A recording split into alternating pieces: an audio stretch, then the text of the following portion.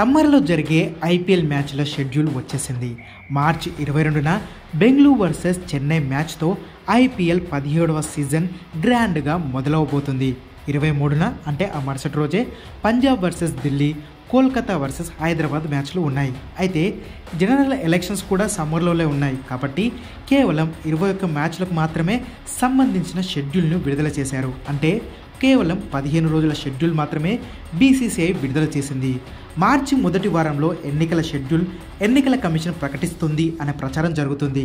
ఆ ప్రకటన తర్వాతే ఎన్నికల డేట్స్తో క్లాష్ కాకుండా సెక్యూరిటీ పరంగా అనుమతులు ఎప్పుడు దొరుకుతాయి వంటి లెక్కలన్నీ వేసుకున్న తర్వాతే మిగతా ఫుల్ లెంత్ షెడ్యూల్ బీసీసీఐ ప్రకటిస్తుంది.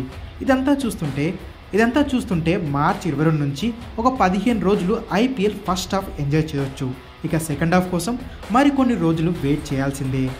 2009-14 సీజన్లలో ఎన్నికల సందర్భంగా బయటి దేశాల్లో ఐపీఎల్ నిర్వహించారు. కానీ దానివల్ల రెవెన్యూ దెబ్బతింటుందని, అలాగే ఇండియన్ ఫ్యాన్స్ కూడా నిరాశకు గురవుతున్నారని, అందుకే కాస్త లేట్ అయినా సరే అన్ని మ్యాచ్లు ఇండియాలోనే నిర్వహించాలని బీసీసీఐ ఫిక్స్ అయింది. అందుకే గ్యాప్ తీసుకున్నా సరే ఫుల్ షెడ్యూల్ ఇండియాలోనే నిర్వహించే దారిలో వెళ్తుంది బీసీసీఐ.